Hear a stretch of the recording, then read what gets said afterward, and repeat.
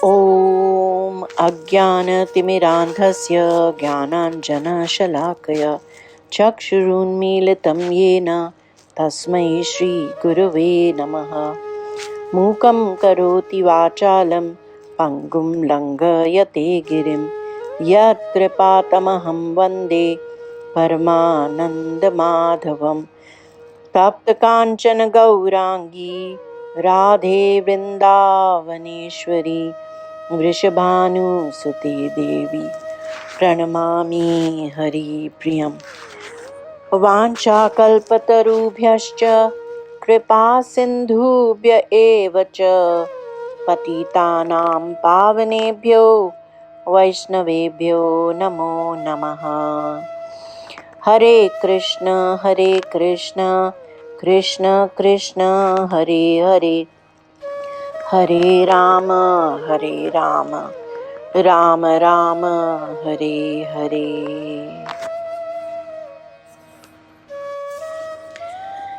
श्री उड़िया बाबा जी के उपदेश आचार खंड दैवी संपत्ति। प्रश्न, महाराज जी, मन कैसे रुके? उत्तर, नियम पालन से। यदि हम नियम पर दृढ़ रहें तो मन हमारा क्या कर सकता है? नियम तो परमात्मा देखता है।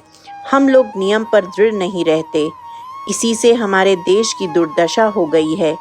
संध्या वंदन तक का नियम जाता रहा।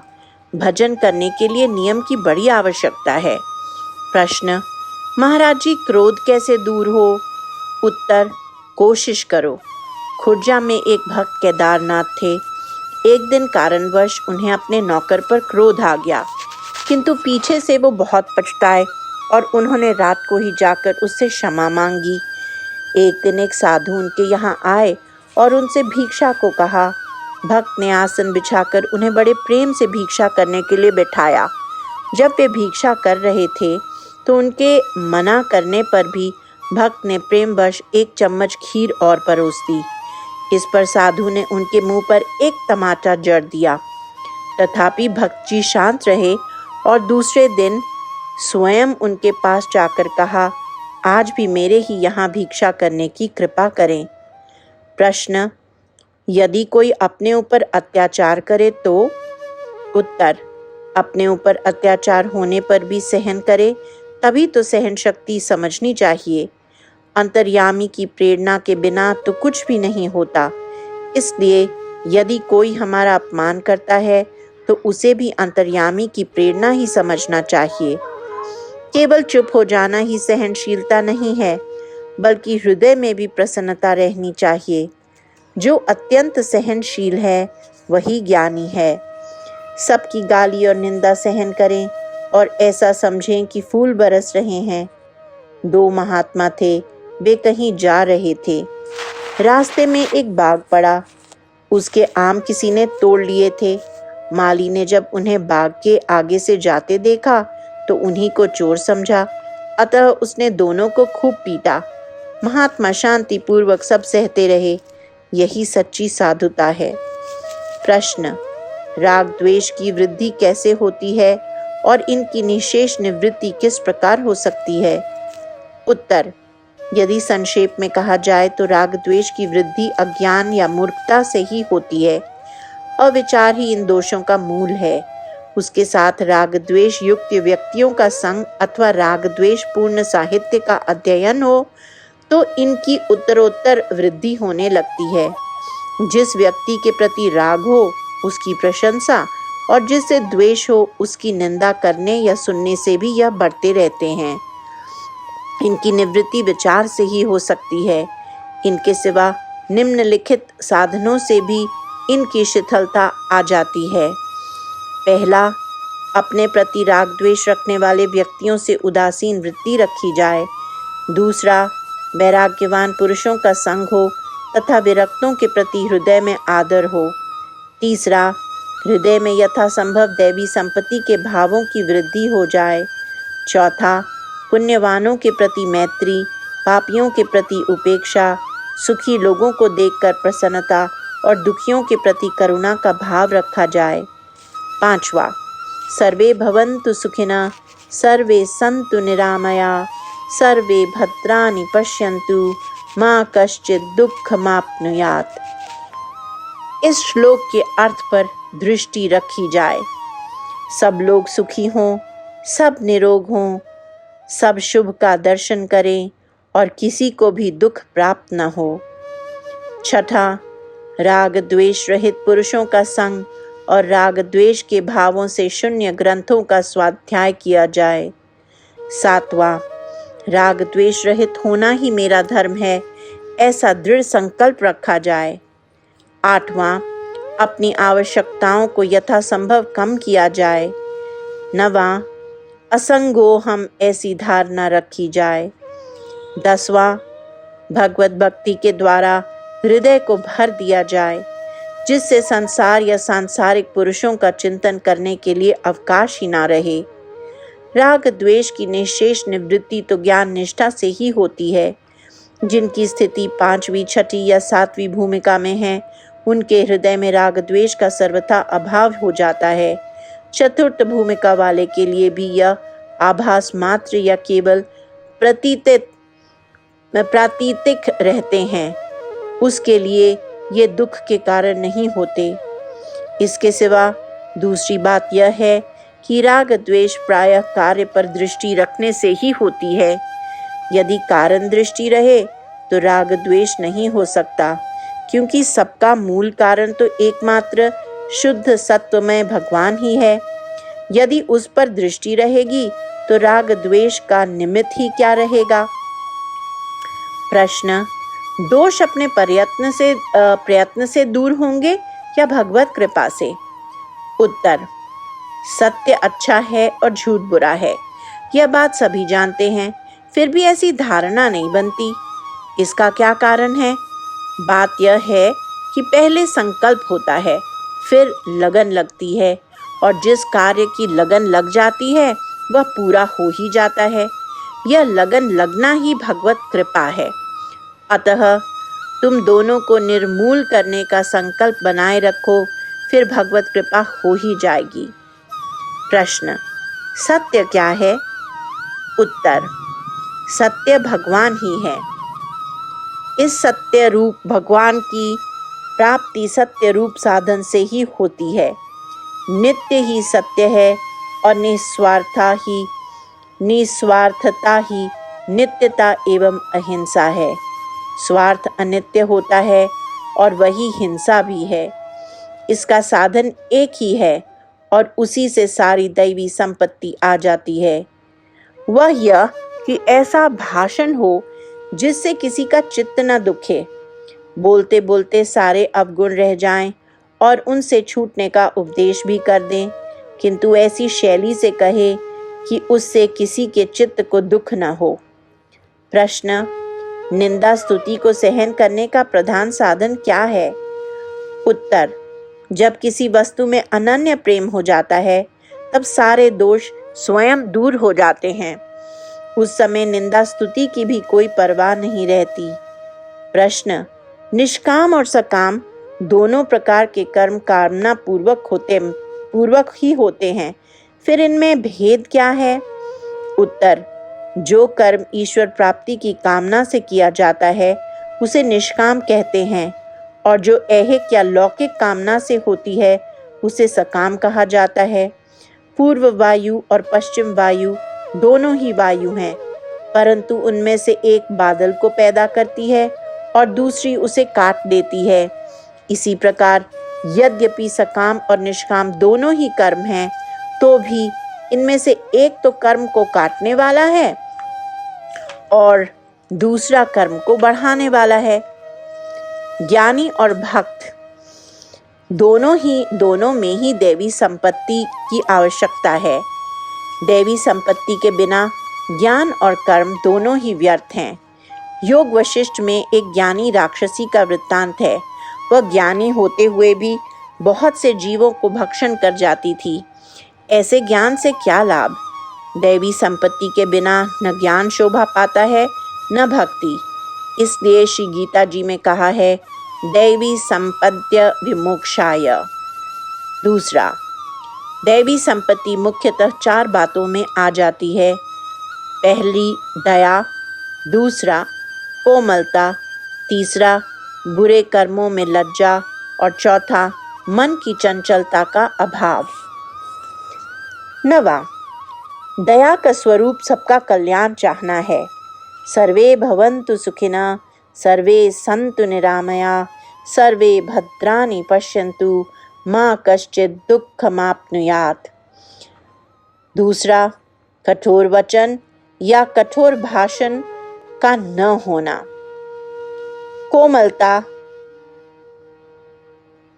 कोमलता है, इससे क्रोध का नाश होता है। तीसरा, बुरे कर्म करने से पूर्व यदि उन्हें करने में लज्जा होती होगी तो बुरे काम करने से बचा लेगी। चौथा, मन, वाणी और शरीर की चंचलता दूर हुए बिना शांति, समता, ज्ञान, भक्ति आदि कुछ भी नहीं हो सकता। 5वां, दया, सत्य, शौच और आचार, ये गुण जिसमें न हो वह तो असुर है।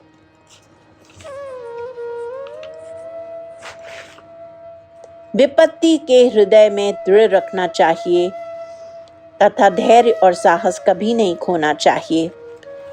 भगवान को भूलने से बढ़कर और कोई हानि है, कहा भी है, कोई हानि नहीं है। भगवान को भूलने से बढ़कर और कोई हानि नहीं है, कहा भी है। सा हानि स्तन महछिंद्रम, सा चांद जड़ मूढ़ता, यन मुहूर्तम क्षणार्ध वा वासुदेवम न चिंतयेत।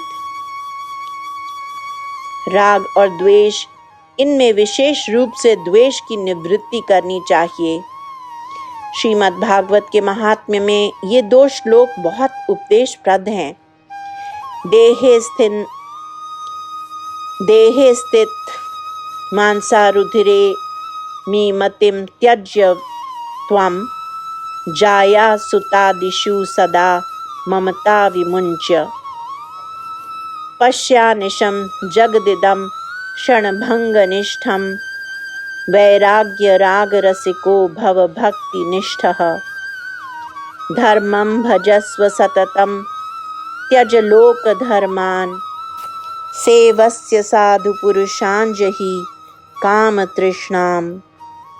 अनन्यस्य दोष गुण चिन्तयन्माशु मुक्त्वा, सेवा कथा रसमहो नितरां पिबत्वम्।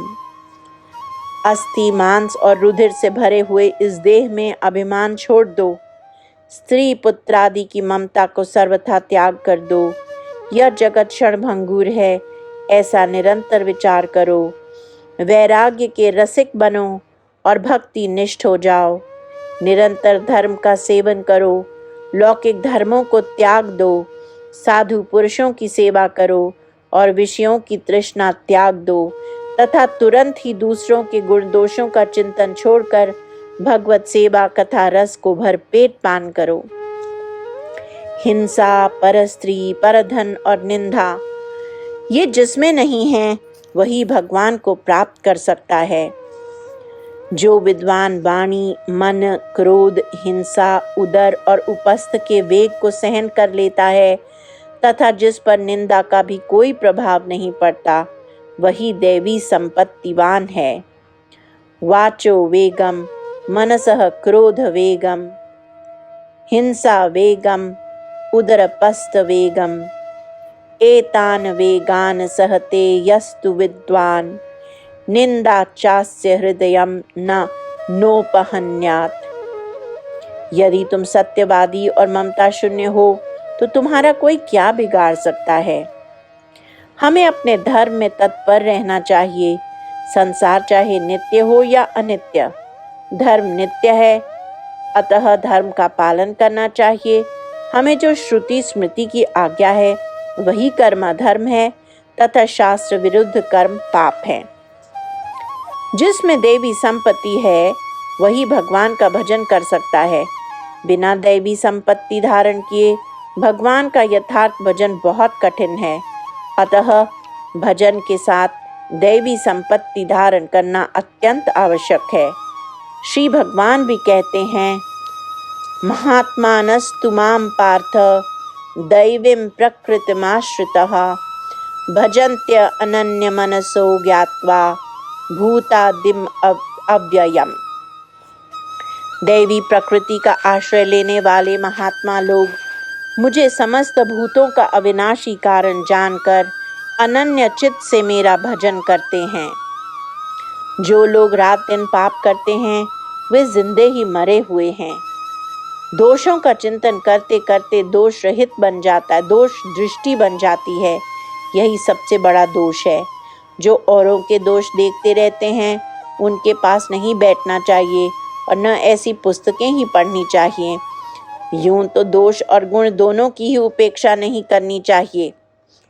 करनी चाहिए, तथापि दोषों की तो सर्वथा उपेक्षा करें। दूसरों के दोष कहने सुनने से बड़ी हानि होती है। सुनना सुनाना तो केवल भगवान के गुण ही चाहिए। याद रखो, जहाँ किसी भी प्रकार का अभिमान आता है वहीं सारे अवगुण आ जाते हैं। दोष किसी के भी देखना अच्छी बात नहीं। केवल गुरु ही शिष्य के दोषों को देखकर उन्हें दूर कर सकता है। उत्तम गुरु तो अपने संकल्प मात्र से दोषों को दूर कर देता है। ऋण और अग्नि, ये दोनों चीजें अपने पास भूल कर भी नहीं रखनी चाहिए। ये यदि पास रहेंगे तो बढ़ते चले जाएंगे। ऋण यदि इस जन्म में नहीं चुकाया जाएगा तो अगले जन्म में चुकाना पड़ेगा। इसलिए एक पैसे का ऋण भी शेष मत रखो। एक दिन हरि बाबा जी से एक आदमी ने मुसलमानों की निंदा करी। उन्होंने पूछा, तुम मुसलमानों की निंदा तो करते हो, किंतु उनमें गुण कितने हैं यह नहीं देखते। वे 500 मिलकर नमाज पढ़ते हैं, तुम कितने लोग मिलकर भजन करते हो। सचमुच हमें दूसरों के गुण ही देखने चाहिए। हमारे यहाँ कोई कितना बड़ा महात्मा हो, उसी की लोगों में बुराई सुन लो। लोग भगवान शंकराचार्य तक की निंदा करने से नहीं चूकते, परंतु मुसलमान अपने सामान्य फकीरों को भी मानते हैं। हमें तो दूसरों के अवगुण ही दिखते हैं, गुण दिखते ही नहीं। जहाँ व्यभिचारी पुरुष रहते हैं वह भले स्वर्ग हो, वहाँ नहीं रहना चाहिए। तुम जिस पर क्रोध करते हो उसका कुछ नहीं बिगाड़ते, अपना ही सर्वनाश करते हो। हाँ, यदि उसे भी क्रोध आ गया तो उसका भी बिगाड़ हो सकता है। वास्तव में प्रसन्नता ही सब कुछ है। तमोगुण और रजोगुण में सुख नहीं, सुख तो सत्वगुण में ही है। इसलिए सत्वगुण बढ़ाने का प्रयत्न करना चाहिए। विचार कर देखा जाए तो कांच भी मिट्टी है, तथापि कांच के मकान में बैठकर देखने से बाहर भीतर की सभी वस्तुएं दिखाई देती हैं और मिट्टी के मकान में कुछ दिखाई नहीं देता। इसी प्रकार तीनों गुण में से रज और तम मिट्टी रूप हैं तथा सत्व कांच रूप है। अर्थार्थी और इंद्रियारामी पुरुष का संग न करना, यह दैवी संपत्ति की प्राप्ति का मुख्य साधन है।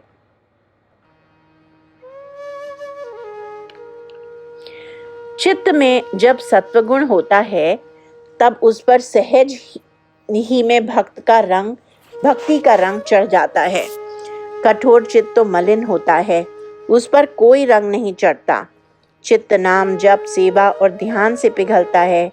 ऐसे चित्त पर ही भक्ति का रंग चढ़ सकता है। कठोर चित्त तो कर्मकांड का भी अधिकारी है। सहनशील पुरुष ही क्षमावान हो सकता है और वही सुख दुख को शांति से सहता है। नेत्रों से प्रसन्न होना उत्तम पुरुष का लक्षण है। मंद मुस्कान मध्यम पुरुष का लक्षण है तथा अट्टहास जोर से हंसना अधम पुरुषों में रहता है। किंतु मुनिजन सर्वदा शांत रहते हैं। वे प्रायः हंसते नहीं हैं, न हसंती मुनीश्वरा। क्रोध करना हो तो क्रोध के प्रति ही करना चाहिए। कर्म में प्रेम होना श्रद्धा है, संसार में प्रेम होना मोह है, माता पिता एवं गुरु में प्रेम होना भक्ति है तथा भगवान से प्रेम होना शुद्ध प्रेम ही है। वाणी मनुष्य का बहुत बड़ा खजाना है। इसके दूषित होने से मन और वीर्य भी दूषित हो जाते हैं।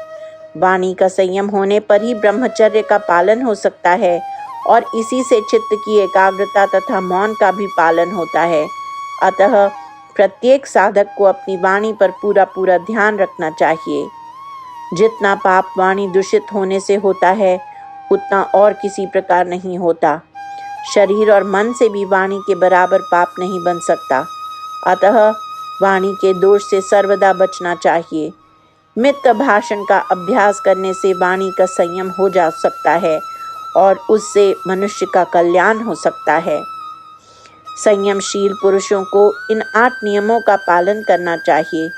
सत्पुरुषों का संग, दूसरा सांसारिक चर्चा न करना, तीसरा किसी की निंदा न करना, चौथा अपनी निंदा सुनकर शोभ न करना, पांचवा अमानी रहकर सबको मान देना, छठा सदाचार और सरलता के साथ समय व्यतीत करना, सातवां प्रतिष्ठा से सदैव दूर रहना, आठवां प्रतिष्ठा होने पर दुख मानना। चित्त में चिंतन न हो इसी का नाम मौन है। वाणी के रोक देने को ही मौन कहते हैं। मित भाषण भी मौन है, किंतु मुख्य मौन तो चित्त को चिंतन शून्य कर देना ही है। 3 बातों की सभी जगह बड़ी आवश्यकता है। पहला व्यवहार शुद्धि, दूसरा नियम निष्ठा और तीसरा प्रतिज्ञा पालन। जिस संप्रदाय, जिस वर्ण, जिस आश्रम अथवा जिस व्यक्ति में यह 3 बातें हों वह तो ठीक है, नहीं तो पतन हो जाता है। शास्त्र विधि के ग्रहण और निषेध के त्याग का उपदेश करता है। यह भी बिना दृढ़ प्रतिज्ञा किए नहीं हो सकता। जप, नियम, ध्यान और पाठ भी प्रतिज्ञा पूर्वक ही किए जा सकते हैं। अतः इन 3 में से सारे संसार का शास्त्र आ जाता है, इसलिए इनका दृढ़ता पूर्वक पालन करना चाहिए। एक गांव में एक परचूनी दुकान करता था। उसके सामने ही एक हलवाई की दुकान भी थी। दोनों की दुकानें आमने सामने थी। इन दोनों में परचूनी तो ईमानदारी से धर्मपूर्वक सौदा बेचता था और हलवाई दूध में पानी मिलाकर बेईमानी और अधर्म पूर्वक व्यवहार करता था। थोड़े ही दिनों में हलवाई मालदार हो गया और परचूनी गरीब ही बना रहा। परचूनी इस विषय में पंडितों से प्रश्न किया करता कि धन कैसे होता है। इसका यह उत्तर कि धर्म से ही धन होता है उसकी समझ में ही नहीं आता, क्योंकि उसका पड़ोसी हलवाई तो अधर्म करने से ही मालदार हुआ था। एक दिन एक विरक्त महात्मा आए। उनसे भी परचूनी ने यही प्रश्न किया।